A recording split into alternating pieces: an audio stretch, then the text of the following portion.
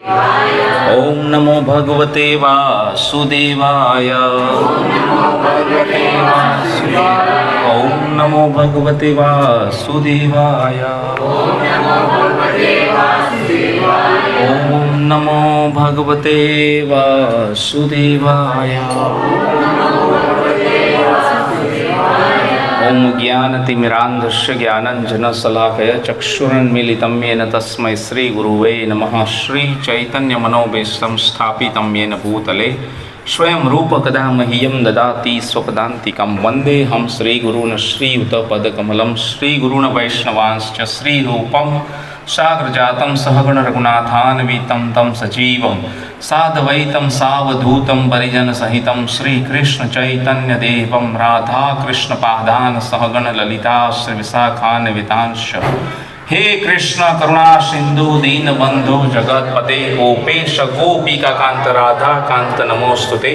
तप्त कांचन गौरांगी राधे वृंदावनेश्वरी वृषभानुसुते देवी प्रणमामि हरिप्रिये। नमो ओम विष्णुपादाय कृष्णप्रेष्ठाय भूतले श्रीमद् भक्ति वेदांत स्वामी इति नामिने। नमस्ते सारस्वती देवे गौरवाणी प्रचारिणे निर्विशेष शून्यवादी पाश्चात्य देशतारिणे। जय श्री कृष्ण चैतन्य प्रभु नित्यानंद श्री अद्वैत गदाधर श्रीवासदि गौर भक्त वृंद। हरे कृष्णा कृष्णा कृष्णा हरे हरे, हरे राम राम राम हरे हरे। हरे कृष्णा। तो आज कार्तिक मास का और एक महत्वपूर्ण दीपदान का कार्यक्रम भक्त सौरभ जी के घर पर आज आयोजित है। तो आज गोपाष्टमी है, अष्टमी है शुक्ल पक्ष की। आज का मोबाइल में मैंने वो एक श्लोक जो है डाला है श्रीमद् भागवतम का, वो एक मेरे को खोल के दे दीजिए ना। उसमें बाकी लोग भी खोल के रखना होगा, खोल के रख सकते हैं उसमें से।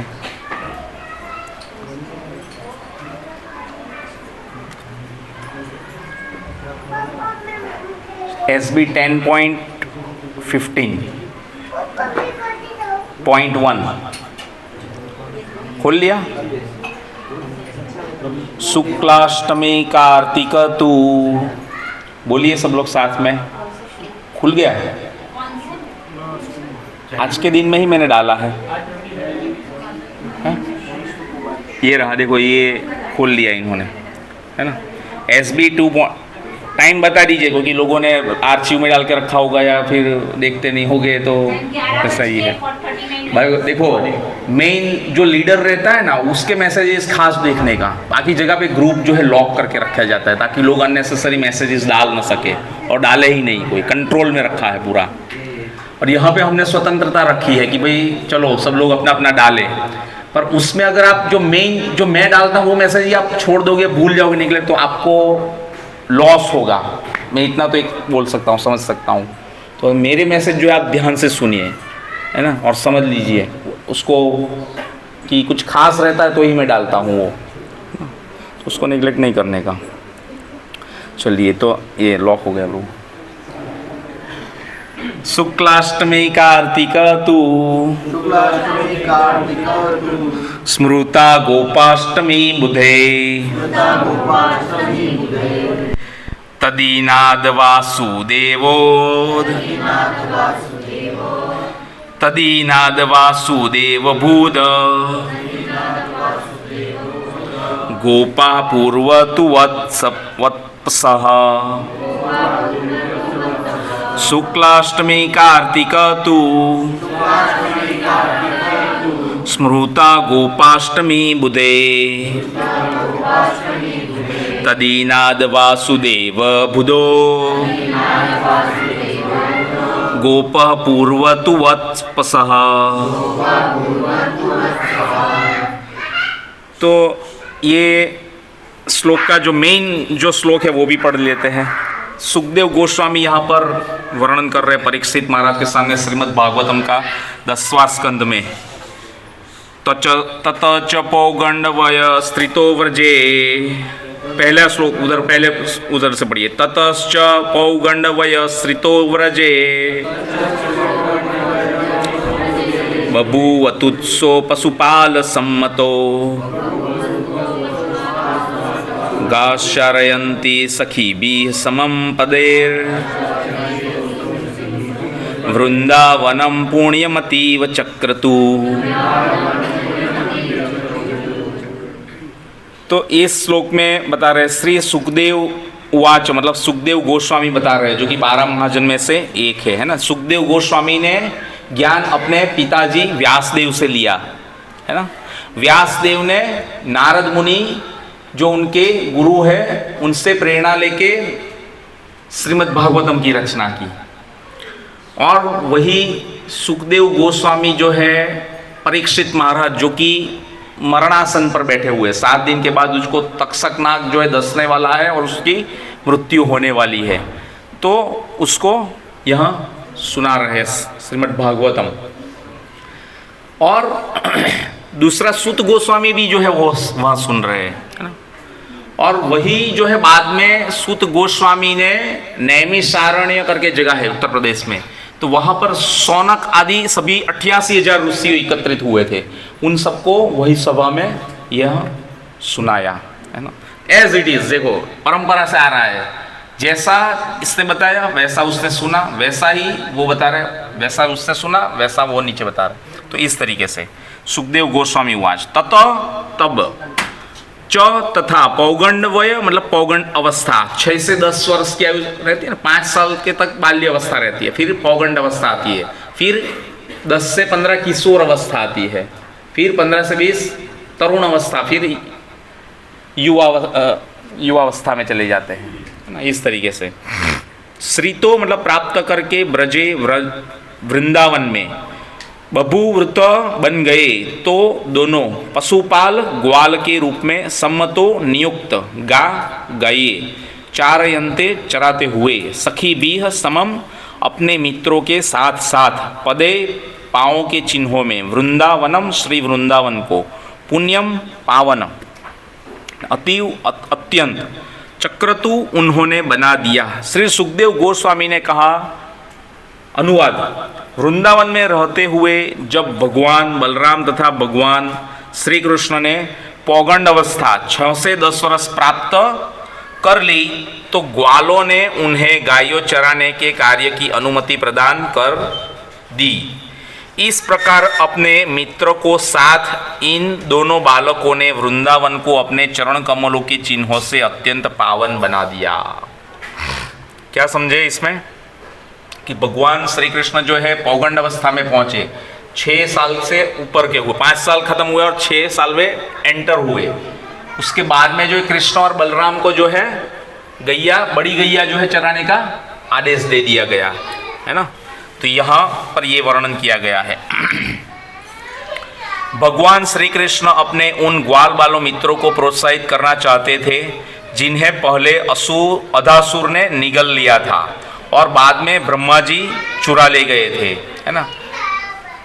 काफ़ी सारी ग्वाल बालों को तकलीफ हुई थी, तो अभी वो तकलीफ में से बाहर आए और एक अच्छा माहौल बने, तो इसलिए सबको एक फिश दावत जैसा, एक पिकनिक जैसा, आउटिंग जैसा आयोजित करना चाहते थे ना। हम लोग कंपनी में ऐसा टीम आउटिंग क्यों कंपनी करवाती है, क्योंकि हम काम करते करते बोर हो जाते हो, थक जाते हो, तो आपको थोड़ा चेंज की ज़रूरत रहती है। इसलिए कंपनी जो है टीम आउटिंग देती है, और आपके जो कलीग्स रहते हैं उसके साथ में आप मिलके आउटिंग पे जाके माइंड फ्रेश कर सकते हो। तो वैसा ही देखो, वैदिक काल में भगवान श्री कृष्ण भी करते थे है ना।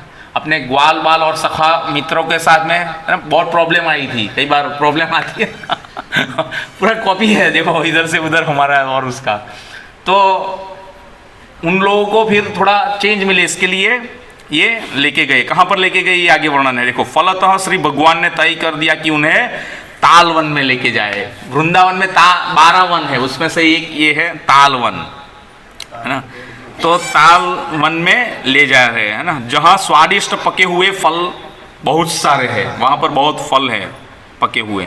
चूंकि अब भगवान श्री कृष्ण का आध्यात्मिक शरीर आयु बल में कुछ बढ़ा हुआ दिखने लगा था, अतः नंद महाराज सहित वृंदावन के वरिष्ठ जनों ने भगवान श्री कृष्ण को बछड़े चराने बाले से बढ़ाकर नियमित गोपालक के पद पर प्रोन्नत करके करने का निश्चय किया। अब भगवान श्री कृष्ण प्रौढ़ गायों, सांडों तथा बैलों की रखवाली करेंगे, है ना। देखो अभी प्रमोशन हो गया, है ना।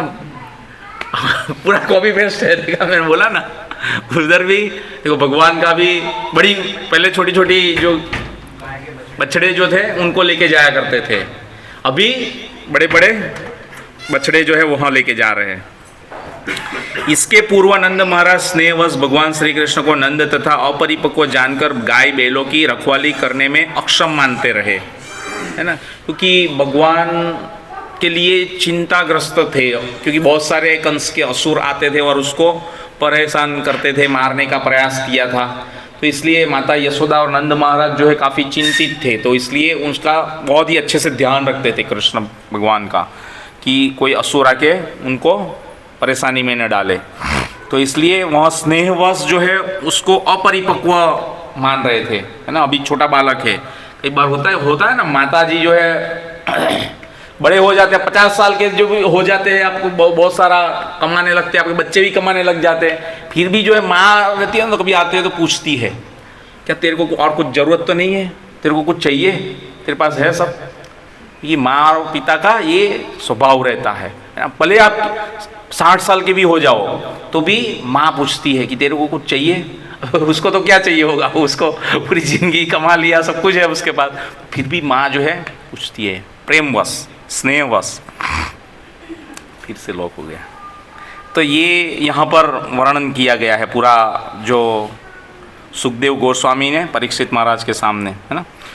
पद्म पुराण के कार्तिक महात्म्य अनुभाग में यह कहा गया है, जो मैंने श्लोक सुनाया पहले, वो शुक्लाष्टमी कार्तिक तु स्मृता गोपाष्टमे बुधो तदीनाद वासुदेव बुध गोप पूर्व तु वत्पसः।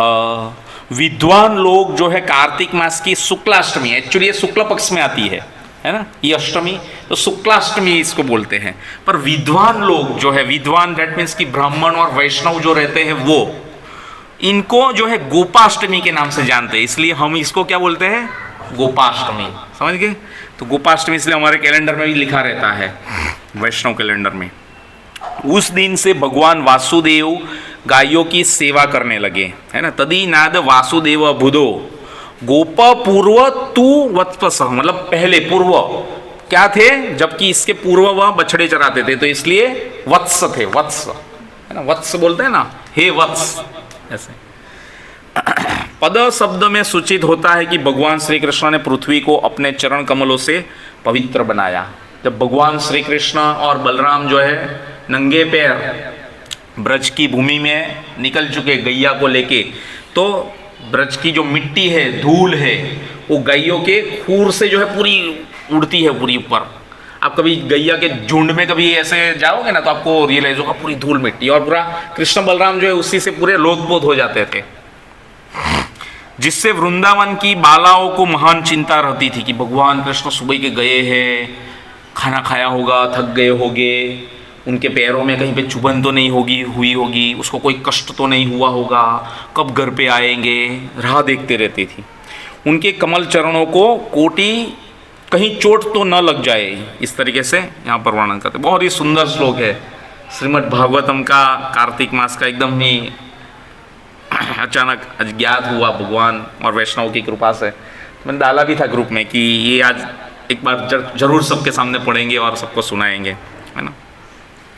तो ये यहाँ पर वर्णन किया गया है ना। और भी एक दूसरी महत्वपूर्ण लीला हुई थी, उसके बारे में भी हम लोग थोड़ा चर्चा करेंगे। तो ये 5 साल के भगवान हुए और फिर बाद में 6ठे साल में एंटर हुए, है ना।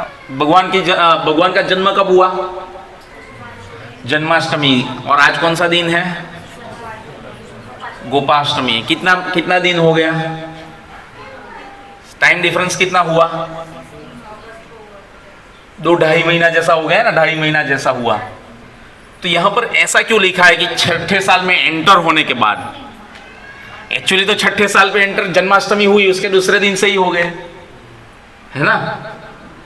तो यहां पर वर्णन किया गया है कि 6ठे साल में एंटर होते हुए, अब जन्माष्टमी से कार्तिक के बीच में तो 2.5 महीना हो गया, तो ये 2.5 महीना क्या हुआ फिर, प्रश्न हो सकता है ना। नहीं नहीं नहीं, आप थोड़ा जरूरत से ज़्यादा सोच लिया रोजी, उतना नहीं। 2.5 महीने का कुछ भी अधिक मास आएगा तो और 2.5 का 3.5 हो जाएगा, वो बढ़ेगा। है ना। तो ये जानने वाली बात है कि ये समय में क्या हुआ, क्यों इतना लंबा ये सिलसिला चला, और फिर बाद में अब जाकर के वर्णन किया जा रहा है कि भगवान को चार्ज दिया गया कि भाई चलो ठीक है, now you are independent, able to take the charge, और आप चलें। थोड़ा बहुत बोल सकते हैं। तो ये 2.5 महीना जो है, मैं बताया ना कि स्नेहवश माता यशोदा और नंद महाराज जो है कृष्ण और बलराम को अकेले इस तरीके से बड़ी गैया, बैल और उन लोगों को लेके दूर दूर तक जाने की परमिशन नहीं देना चाहते थे, क्योंकि कंस का आतंक था और उनको कोई तकलीफ ना हो इसके लिए। पर नंद महाराज के सामने और यशोदा माता के सामने कृष्ण और बलराम ने काफ़ी सारी रिक्वेस्ट की, दरखास्त की और परमिशन के लिए याचना की कि आप जो है, अब हम बड़े हो गए हैं, हमको बाहर दूर तक बड़ी गैया को लेके और बैल को लेके चराने के लिए जाने दीजिए, आप हमें परमिशन दीजिए। पर ये लोग दे नहीं रहे थे। तो इसमें जो है काफ़ी सारी वार्तालाप चलती रही, सब कम्युनिकेशन कन्वर्सेशन होते रहे, कई सारे पिटीशन आई और बहुत सारे जो है वार्तालाप हुए। उसके बाद में जो है फाइनली उनको लाइसेंस मिलता है बड़ी गैया चराने का, कृष्ण और बलराम को माता यशोदा और नंद महाराज के द्वारा। तब तक जो है नंद महाराज और यशोदा माता ने उसके बहुत सारे ट्यूशन क्लास भी लिए कि ये अच्छे से सब संभाल पाएंगे, सब करेंगे, सब सही से चलेगा, ये इनके लिए सेफ तो रहेगा, इनको खुद को कोई तकलीफ ना हो जाए, है ना। तो इस तरीके से ये सब बातें चली। फिर जो है माता यशोदा चिंतित थी, है ना, कि तुम इतना दूर दूर तक जाओगे, तुम्हारे पैर में कंकर वंकर लगेंगे, चुभेगा, तो तुम चप्पल पहन के जाओ। तो कृष्ण भगवान जो है मना करते हैं कि नहीं, मैं चप्पल पहन के नहीं जाऊंगा, क्योंकि गैया तो हमारी माता है ना, उसी से हमको दूध, दही, छाछ, घी, मक्खन वगैरह मिलता है। गाय हमारी माता है और बैल हमारे पिता है, क्योंकि बैल से ही तो हमारा खेत में जो है हल चलता है और सब अन्न पकता है ना। तो इसलिए बैल हमारा पिता है और गैया हमारी माता है। तो माता और पिता जो अगर बिना चप्पल के चलते हैं तो मैं कैसे चप्पल पहन के चलूं, है ना। और उसी के द्वारा तो हमको सब मिलता है, अन्न, दूध, साग, सब्जी, तरकारी, सब जो है उन्हीं से हमको मिल रहा है ना। तो आप अगर मुझे चप्पल पहन के जाने के लिए बोलते हैं तो ये तो सही नहीं है, ये मैं नहीं करूँगा। तो माता यशोदा फिर वापस चिंतित हो गई, उसने बहुत इंसिस्ट किया कृष्ण भगवान को, लेकिन वो नहीं माने। बोले ठीक है, अगर एक शर्त पे मैं रेडी हो जाता हूँ कि ये जो हमारी जितनी भी सब गैया है वो सबके लिए भी बनाओ चप्पल, उनके लिए भी सबके लेके आओ। अब एक गैया का कितना पैर है? 4 पैर। तो एक गैया के लिए 4 चप्पल बनानी पड़ेगी। और ऐसे ही नंद महाराज के पास कितनी गैया थी? 9 लाख गाय थी, है ना।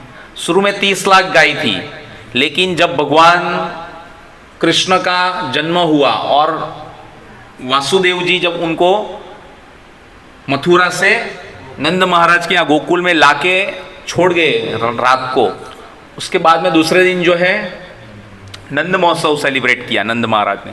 तो नंद महोत्सव सेलिब्रेट किया तो उसमें ये सभी 21 लाख गैया जो है उन्होंने रत्न से आभूषित जड़ी हुई सभी दान कर दी, ब्राह्मण, वैष्णव, बाकी सब लोगों को, है ना। तो इसके लिए अभी उनके पास 9 लाख गैया ही बची थी, तो इसलिए 9 लाख गाय थी। अभी 9 लाख गाय की चप्पल बनाने जाएंगे तो कितनी चप्पल बनानी पड़ेगी? 36 लाख चप्पल बनानी पड़ेगी। अब सोचिए, माता यशोदा तो चिंतित हो गई कि इतना तो मैं कर नहीं पाऊंगी। बोले ठीक है, फिर चलने दो ऐसे ही। तो फिर भगवान कृष्ण को फाइनली अलाउ कर दिया, जाने दिया, और भगवान बिना चप्पल के ही निकल गए सभी गैया को लेके। तो इस तरीके से ये जो है पूरा 2.5 महीना चला, उसमें यह सब कम्युनिकेशन कन्वर्सेशन हुआ, ट्यूशन क्लास हुआ, ट्रेनिंग हुई, सब बहुत सारे वार्तालाप हुए। और तब तक ऐसा करते करते गोपाष्टमी आ गई, और फिर गोपाष्टमी के दिन से फिर फाइनली जो है भगवान को दे दिया इंडिपेंडेंट चार्ज, और फिर लेके निकल गए। तो इस तरीके से यहाँ पर वर्णन है। तो सुखदेव गोस्वामी दूसरा एक श्लोक में जो है भगवान का माधव करके भी वर्णन कर रहे हैं, है ना। क्यों माधव करके वर्णन कर रहे हैं? माधव का मतलब है माँ मतलब लक्ष्मी, है ना, धव मतलब पति। तो लक्ष्मीपति भगवान कौन है? लक्ष्मीपति है ना। भगवान अगर लक्ष्मीपति है तो लक्ष्मीपति मतलब सभी लक्ष्मी के पति है ना, बालाजी भगवान। कितना सारा धन आता है, जितना डालो उतना कम है। लक्ष्मीपति बालाजी, तिरुपति बालाजी साउथ में है वो, ये वाला बालाजी नहीं इधर का, है ना। तो अगर लक्ष्मीपति होते हुए भगवान क्या कार्य कर रहे हैं? गैया चराने का कार्य कर रहे हैं, है ना। तो भगवान के पास कौन से ऐश्वर्य है? 6 ऐश्वर्य है ना। और भगवान के अलावा किसी के पास भी 6 के 6 ऐश्वर्य नहीं है, राइट। तो अगर भगवान को हम लोग सबसे धनवान बोल सकते हैं, 6 ऐश्वर्य में से एक जो है, तो भगवान मान लो सबसे धनवान है। पूरे इस सृष्टि के सर्जन करता तो ब्रह्मा जी है, उसको भी ज्ञान देने वाले भगवान है ना, विष्णु, और उससे भी ऊपर भगवान श्री कृष्ण है। अगर कृष्ण धनवान है और वह यह कार्य कर रहे हैं गैया चराने का, तो पूरे ये जगत ब्रह्मांड संसार सृष्टि ये सभी के जो पालक पिता भगवान है, सबसे धनवान, वह क्या कार्य कर रहे हैं? गैया चराने का।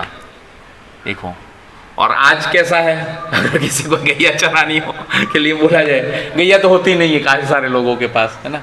पहले के समय में ऐसा था कि जिसके पास जितनी ज़्यादा से ज़्यादा गैया हो वो सबसे ज़्यादा धनवान, ऐसा उसी से गिनती होती थी कि ये इसके पास बहुत सारी गैया है, इसके पास इससे कम है, इसके पास इससे ज़्यादा है, सबसे तो ये सबसे धनवान है।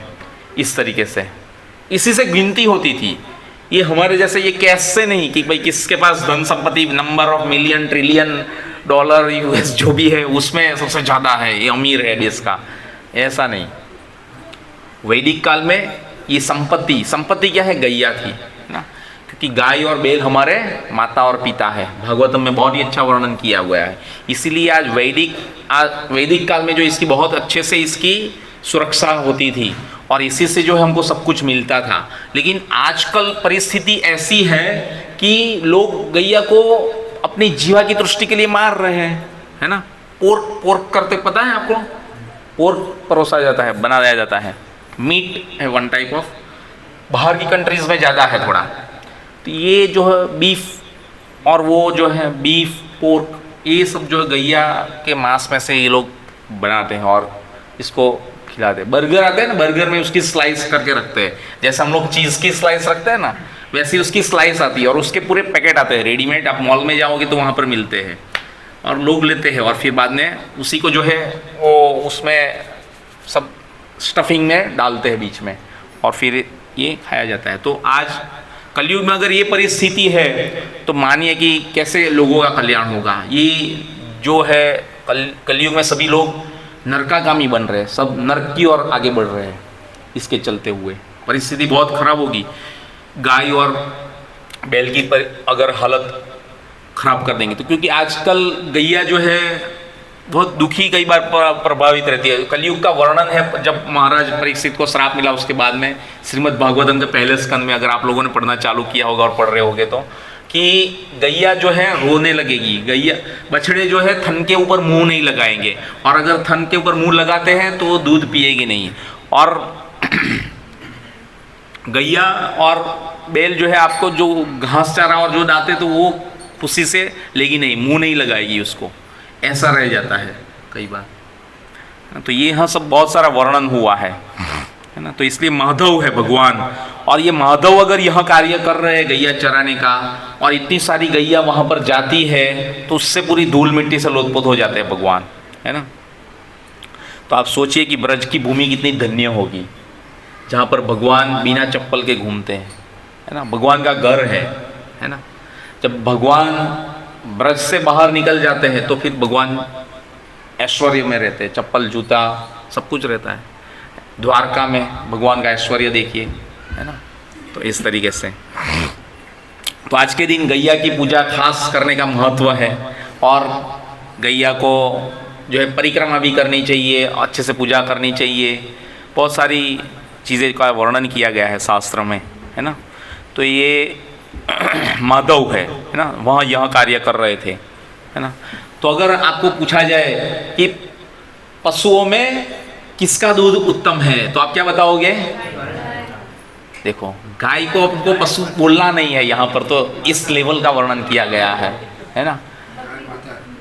पशुओं में सबसे उत्तम बोलते आपको भैंस का नाम लेना है भैंस, क्योंकि पशु उसके बाद में अच्छा दूध तो वही आता है। ज़्यादातर 90% लोग वही तो पीते हैं, क्योंकि उसका दूध आता भी अच्छा है, लोगों को झाड़ा भी लगता है, और उससे काफ़ी सारी चीज़ें अच्छी से बन जाती है, और वो मतलब क्वांटिटी में भी अच्छा दिखता है, और थोड़ा सही रहता है, मतलब कुछ जमाने के लिए तो भैंस का दूध ज़्यादातर लोग पीते हैं। पर गाय तो हमारी माता है, और गाय को हम लोग पशु में गिनते ही नहीं है, इसलिए गाय बस उसमें नहीं है ना।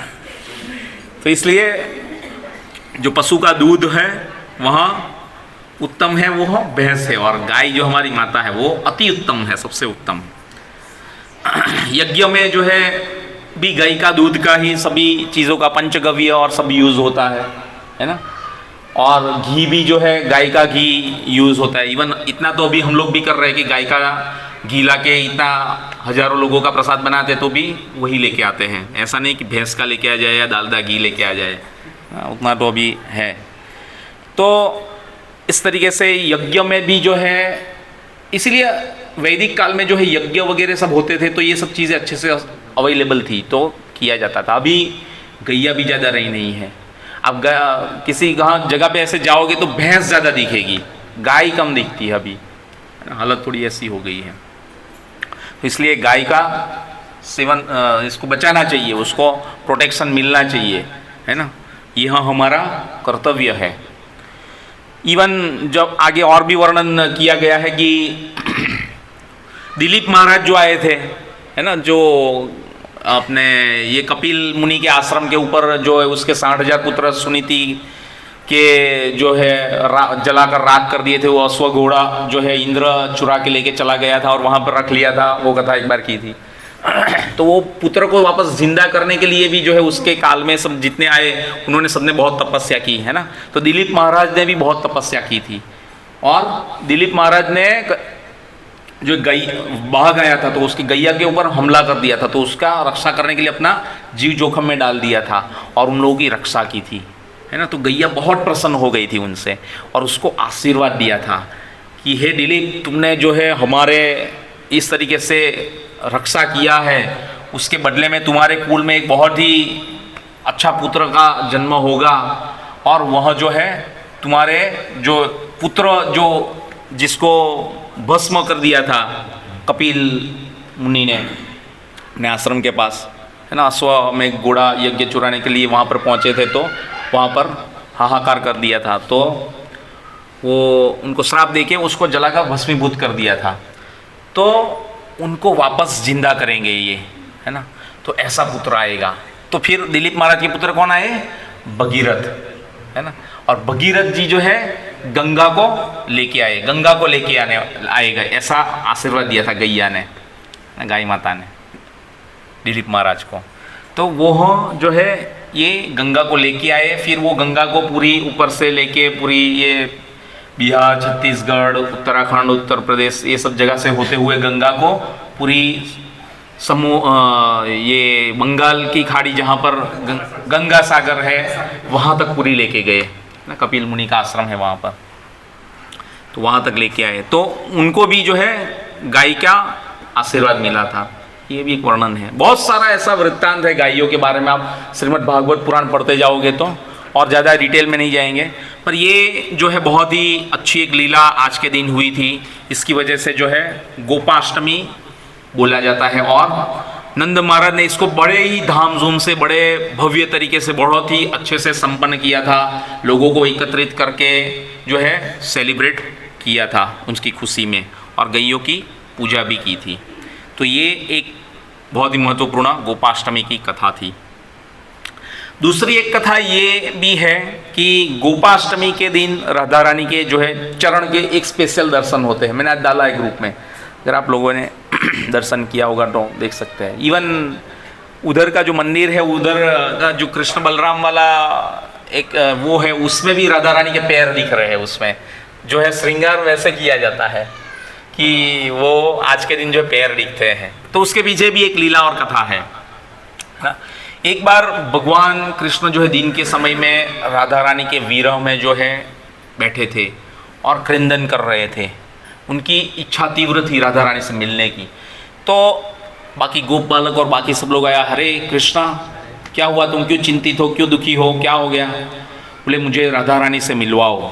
तो गोप बालक और बाकी सब जो है बोलते हैं कि अभी तो दिन का समय है कृष्णा, इस समय तो राधा रानी को मिलना मुश्किल हो जाता है। अभी तो राधा रानी के घर पे उसकी सास, उसकी ननद जटिला कुटिला, उसका पति अभिमन्यु सब रोते, अभी तो कैसे मिल सकते हैं? बोले लेकिन कुछ तो करना पड़ेगा। गोप बालक जो है अंदर अंदर डिसाइड करते हैं कि कृष्ण क्यों भगवान हैं, भगवान को आनंद देना ही तो सभी का कर्तव्य है। तो कैसे कृष्ण को राधा के साथ मिलाया जाए, इसी के बारे में लोग सोचने लगे। और जब यह सोच रहे थे तभी जो है सुबल जो है मित्र हैं सुबल सखा, तो वह आ गए और फिर उन्होंने जो है बोला कि मैं एक युक्ति करता हूँ, आप लोग सब तैयार रहिए, राधा रानी को कृष्ण से मिलवाएंगे। तो सुबल जो है थोड़ा बहुत राधा रानी के जैसा ही दिखता था, है ना। तो उसने ऊपर के कपड़े जो है वो राधा रानी की तरह पूरे पहन लिए, है ना। और बछड़ा था एक गाय का, उसको साथ में ले लिया। और वो जहाँ पर राधा रानी का घर था, महल, तो वहाँ पर चला जाता है और वहाँ पर जाता है और राधा रानी के पास जाने का प्लानिंग करता है, सीधा उसके कमरे में। सुबल सखा तो वहाँ जाने का तैयारी करता है, साथ में बछड़े को ले लेता है और अपना बड़ा उस हिसाब से कपड़े भी पहन लिए उसने राधा रानी की तरह ही, और बछड़े को जो है अंदर में छुपा दिया उसके पल्लू में, और ऐसे छोटे बछड़े को, और फिर भागता हुआ उसके महल में से ही इंटेंसली उसके रूम की ओर गया। और जब वो पास होके गया तो उसकी सास जो जटिला थी उसने भी देखा कि ये राधा रानी भाग रही है। उनको भी ऐसा ही लगा कि ये तो राधा रानी है। तो राधा रानी भागते हुए उसके कमरे की ओर गई। एक्चुअल में था वो कौन? सुबल सखा। तो सुबल सखा वहाँ पर भाग के चला गया और फिर वहाँ पर जाके राधा रानी को मिलता है। और राधा रानी को जब मिलता है तो वो सुबल सखा बताता है कि राधा, हमारे प्राणनाथ भगवान श्री कृष्ण जो है आपको मिलने के लिए बड़े आतुर है और बड़े दुखी है, तो आप कृपया करके उनके पास जाने का तैयारी कीजिए, आपको उनके पास जाना है। तो राधा रानी बोलती है लेकिन अभी मैं कैसे जाऊँ, अभी तो इम्पॉसिबल है, दिन का समय है, सास नलन सब घर पे है और सब दिन दहाड़े, तो मैं पूरा सबके बीच में से कैसे जा सकती हूँ। तो सुबल सखा बोलते हैं उसका मैंने पूरा प्लानिंग कर लिया है, आप चिंता मत कीजिए, आप जो है मेरे जैसे ही दिख रहे हैं, आप मेरे कपड़े जो है पूरे पहन लीजिए और आपके कपड़े जो है मुझे दे दीजिए। तो वो कपड़े चेंज कर लेते हैं और फिर आपको एक कार्य करना है कि अब जब मैं आपके घर में प्रवेश किया तब जो है आपकी सास जटिला ने जो है मुझे भागते हुए यहाँ पर आते हुए देख लिया है, तो उसको पता है कि राधा रानी घर में है, अंदर है, क्लियर। तो वो वहाँ पर है। अब आपको यह करना है कि आप ये कपड़े जो है पहन के ये बछड़ा जो है इसको लेके बाहर जाइए, और जब बाहर जाते हो ना तो ये उस बछड़े को भगा दीजिए वहाँ से, आपके पास से। और जब बछड़ा भाग जाता है तो आप अरे बछड़ा भाग गया, उसको पकड़ो पकड़ो पकड़ो पकड़ो करके भागने लगना उसके पीछे, और ऐसा करते करते आप घर से बाहर निकल जाना, और फिर आप भाग जाओ और फिर वहां से निकल जाना और कृष्ण के पास भागते हुए चले जाना। मैं यहाँ की परिस्थिति संभाल लूंगा और मैं राधा रानी बन के यहाँ पर बैठा रहूंगा। तो इसीलिए राधा रानी ने पूरे वही वस्त्र परिधान जो धारण किए, सुबल सखा के जो थे वो, है ना, राधा रानी जैसे ही, और फिर बछड़ा लेके बाहर गई और बछड़े को तुरंत छोड़ दिया। और जटिला पटिला बाकी अभिमन्यु पति जो कि विष्णु के अवतार है, विष्णु के रूप है, तो उन्होंने देख लिया कि ओ ये भागी, अच्छा अच्छा अच्छा ठीक है, उन्होंने भी बोला पकड़ो पकड़ो पकड़ो, बछड़ा भागा भागा भागा। तो फिर बाद में राधा रानी जो है भाग गई घर से और तुरंत भाग के बाहर गई और फिर कृष्ण को मिला दिया। और फिर जब कृष्ण के पास जब पहुंची राधा रानी, तो भगवान कृष्ण बोलते हैं, अरे सुबल क्या हुआ? राधा रानी मिली? किसको बोलते हैं? राधा रानी को बोलते हैं। अरे सुबल क्या हुआ? कि सुबल देखो भगवान भी वैसे लीला है भगवान की, तो भगवान भी कंफ्यूज हो गए, सब सोच रहे कि अरे ये तो सुबल सखाया, वास्तव में कौन है? राधा रानी। तो राधा रानी जो फिर बोलती है, हे प्रभु मैं आपकी प्रियतमा राधा रानी हूँ, क्या मुझे पहचाना नहीं आपने? तो फिर भगवान जो है चरण उसका देखते हैं ना, चरण तो राधा रानी का था ना, सुबल के तो पूरे ऊपर से हुलिया दिखता था, है ना। इसीलिए जो है ये पैर का एक खास विशेष महत्व है आज के दिन, तो इसलिए चरण के दर्शन आज बहुत ही खास रहते हैं। अभी भी नहीं किए होगे तो घर पे जाके कर लीजिएगा, फोन खोल के डाउनलोड करके। बोलो गोपाष्टमी महामहोत्सव की जय, शिल प्रभुपाद की जय, निताय गौर प्रेमानंदे श्री हरि हरि हरि बोल। तो यहाँ पर आज गोपाष्टमी की ये बहुत ही सुंदर लीला थी, जिसमें हम लोगों ने दो कथा सुनी। एक तो भगवान श्री कृष्ण जो है वत्सपाल से क्या हुए? गोपाल, है ना, तो इसलिए गैयों के पालक गोपाल भगवान श्री कृष्ण। और दूसरा आज के दिन भगवान श्री कृष्ण की अंतरंगा शक्ति राधा रानी के जो है चरण के दर्शन होते हैं, तो उसकी पीछे यह खास महत्व की पूर्ण लीला है। हरे कृष्णा। किसी को कुछ बोलना पूछना